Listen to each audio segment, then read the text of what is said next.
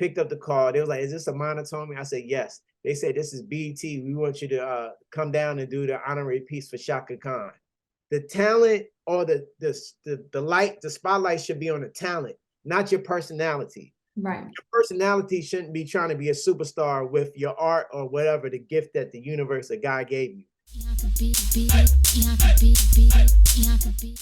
What's up, you guys? It's your girl Bianca B, and welcome to the Bianca B Show, where we talk about business, finances, and friendships. So in today's episode, I'm super excited. We have Celebrity Jeweler. He is a really great friend of mine. His work has been like everywhere on a lot of different celebrities like Erykah Badu, Jill Scott, Diddy, like a variety of people in this industry. And he is such a craftsman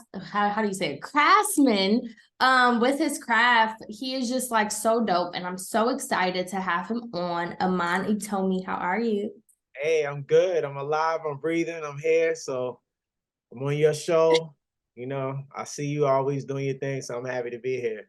Thank you. Thank you. And I'm just so proud of you and everything that you've been doing. But for those who don't know your work, because a lot of people, you never really talk about celebrity jewelers, unless it's like blinged out rappers, but you don't really talk about the jewelry industry. So I kind of want to talk about, how did you get started in this field?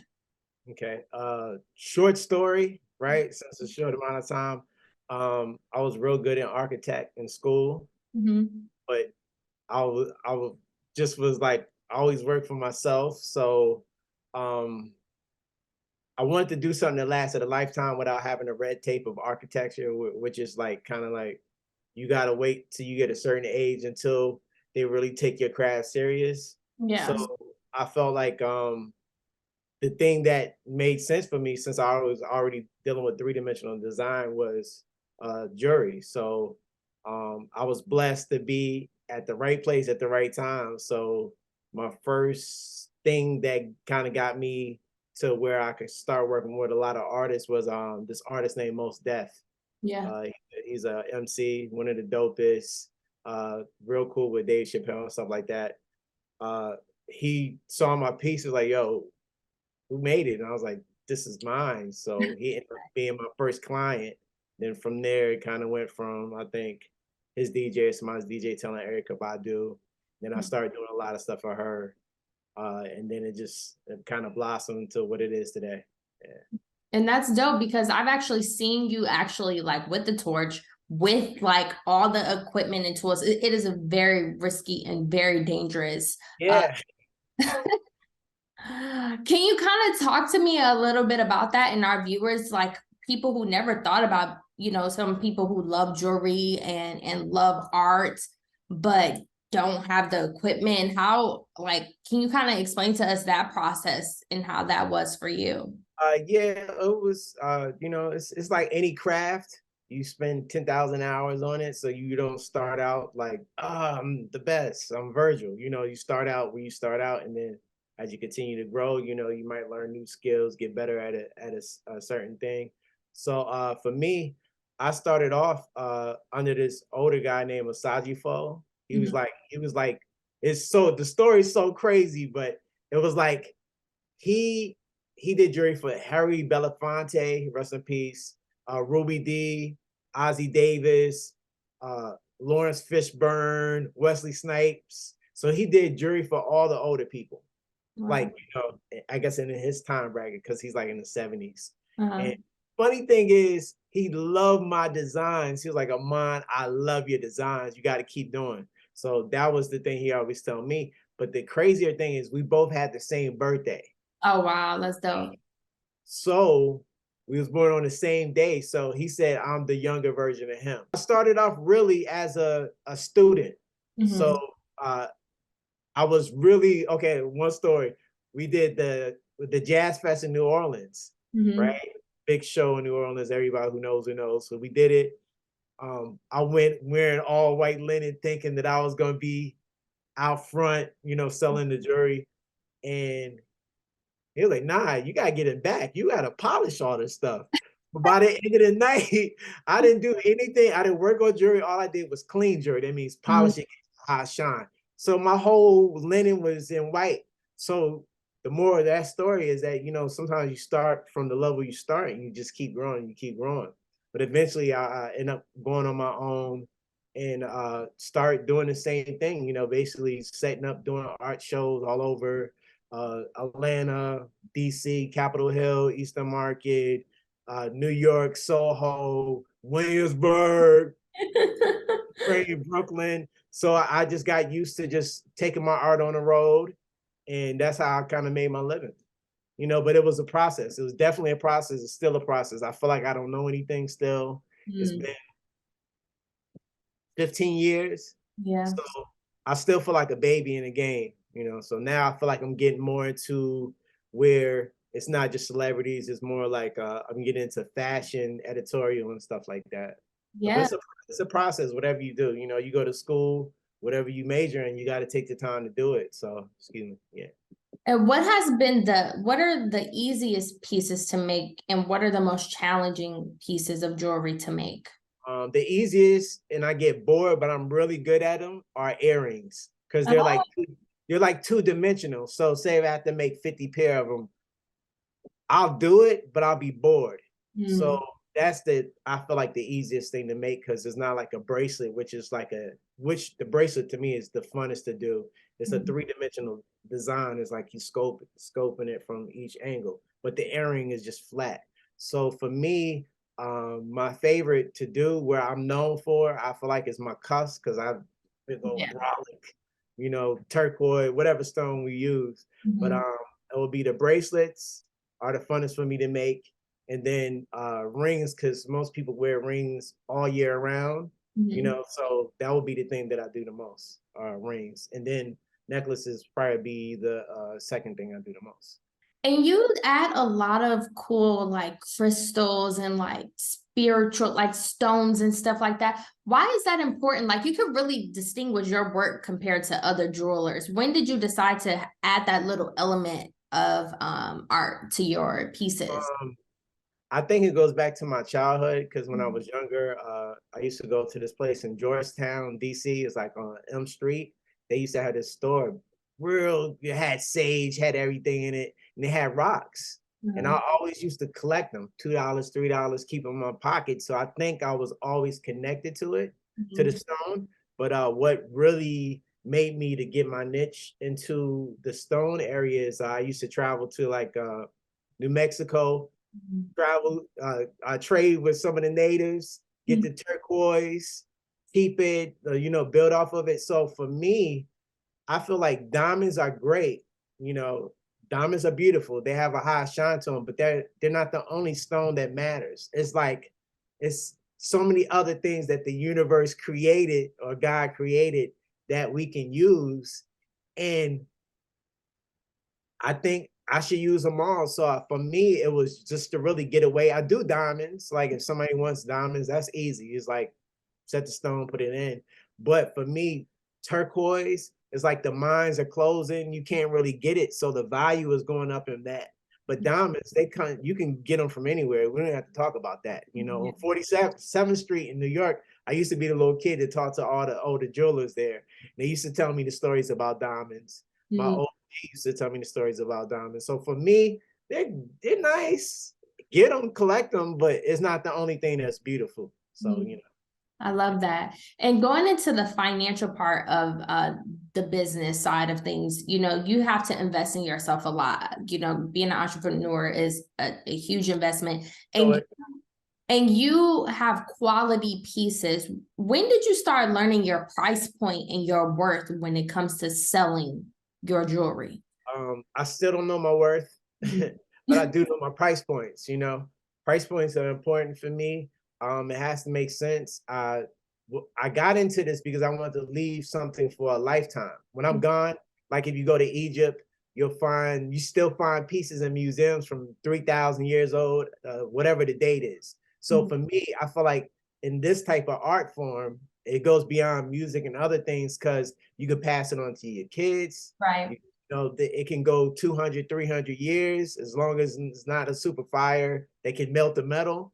So for me, I felt like quality was important first. You know, probably, if I want to make super profits, I could have been an insurance agent or had a different business, but I wasn't in this for purely profit. So for me, it's quality that it can last. And then from there, I make what I make.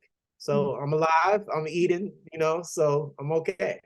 So who was your favorite celebrity that you did jewelry for? I know you've worked with so many people, but in the beginning stages of your career that you were like super excited about to work with, like, and that really changed your perspective on like, oh, I could be a celebrity jeweler.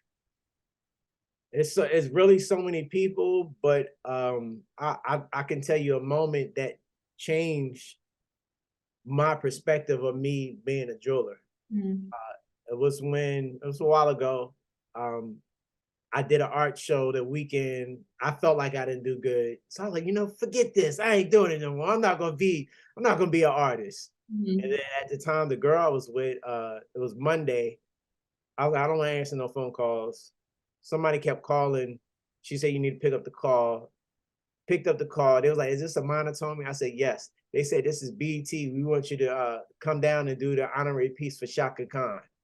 Wow. So when they said that, I was kind of, because it was at the moment where I was like, maybe I should do something else. So at that moment, it defined me. And I was like, okay, you know what? No matter if I make $1 million or don't make $1 million, if I make nothing, I'm still going to do the art because it's for art. When you look back, you don't die. The money, who knows what happens to the money, but it's the legacy of what you created that lasts. I'm grateful to work with so many artists.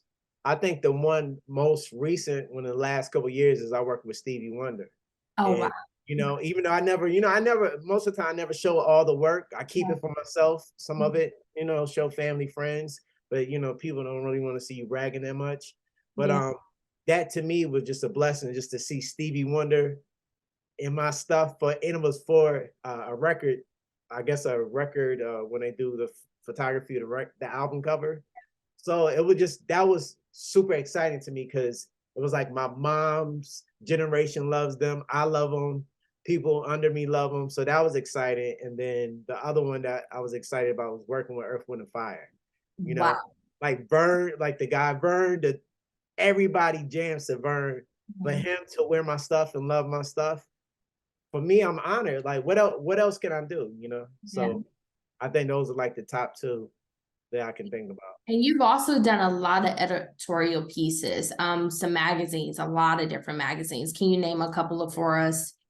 Did a cover of Vogue. I've done British Vogue. I've done GQ. I've done Bazaar. I've done Harper's Bazaar. I think it's the same thing. I've done the cover of Time magazine, which I do have posted up. The front of that with Lil Nas X, big up, big up. Nice. So that was definitely monumental for me, is to get my jewelry on the cover of Time magazine because it's not fashion. Right. And it was funny because I remember I was talking to my friend Klein, and I was like, what are we gonna do to make it pop? So we was talking, I was like, let's do red coral. And I swear to you, the photo shoot, you know how you have millions of clothes, Gucci, you just have all these name brands and different colorways. And they got to the red, it was a Gucci outfit, and it was my red coral pieces that I did purposely for that. Yeah. And I think I went outside when they were shooting, came back, they were like, it's done, we got it. And then I kind of seen it. And then it became like 2019, I think it was the Queen of England, another lady in the office, and my picture was like the top 3 covers of 2019 Time magazine. But I saw it and I just acted out on that. So that was kind of like life-changing. But I've done a lot of magazines, all of them that I could think about. Forbes magazine, JCK magazine, which is a big jewelry magazine from 150 years ago when they started. So I feel like I've done them all. So I'm grateful for that. And something I love about you is that you're such a friend. You're such a good friend and a good person. You're always happy, so positive, and just filled with love when you walk into a room. That plays a huge part in relationships, especially in LA and Hollywood and in entertainment in general, and in life in general with entrepreneurship. Was that something instilled in you? Did you learn how to be calm? Like, what is your method of being calm? I'm a Leo, so I really have a lot of fire, Uh-huh. but I feel like I've been through everything, so I can kind of just sit in the fire if I have to. You know, Uh-huh. I don't have to jump to the next level, and I don't feel like I have to get up out the hot seat if I'm in a hot seat. You just take it, you deal with it, you bear the weight, and then you grow from it. Here's my thing: if you're talented at something, right? Mm-hmm. The talent or the light, the spotlight should be on the talent, not your personality. Right. Your personality shouldn't be trying to be a superstar with your art or whatever the gift that the universe or God gave you. It should be your gift. You chill out, have a regular life as much as possible, and let that thing do what it's going to do, because it's really not from you, it's coming through you, Right. right? So for me, all that ego and all that, you got to keep it in check. And it's like, we human. You put your pants leg on one leg like me at a time. Like, nobody's flying up. So I don't think we should act like we better than anybody. It's like we're all equal to. We might have different opportunities that somebody else doesn't have, but we're still human. We still got flesh. You know what I'm saying? Do your job and be cool. You know. So that's how I just always kind of felt. You know. So yeah. Love that perspective. And Thank you. so what are 3 tips you would give to young people who want to tap into entrepreneurship? The most OG advice I can give, this is what my big cousin Rod told me one time. He said, Aman, I see that you like to do music. I see you like to do jewelry. Well, you're gonna have to do them both. It's gonna have to be an 8-hour job on each thing. So it's like, don't quit your day job for your dream, you know, but keep one consistent while you're trying to do the other one, until that other one, the thing that you really love, gets to where it can support you. Then you can move away from the other thing. But I feel like balance is important. Love that. Thank And you. so where can people follow you, and what's next for your brand? Well, really, I don't know what's next for my brand. I feel like when I go back and look at like Ralph Lauren, the story of Ralph Lauren, we started in the same spot. We were in the same streets. We did the same thing.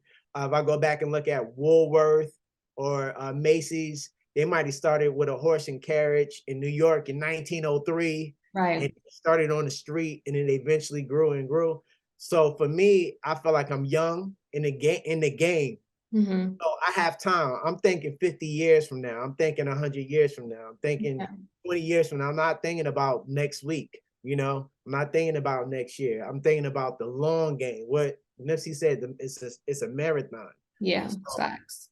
I'm just taking my time. You know, things are working out well. I'm excited for that. So I'm gonna continue to grow, continue to get better at my craft. But if you want to find me, I do have a website. I don't even put it up. It's just people who know they go to it. It's AmanItomi.com. And then my Instagram is AmanItomi.com. Well, AmanItomi. That's AmanItomi. So that's where you can find me, or you can find me somewhere in LA or New York while I'm there.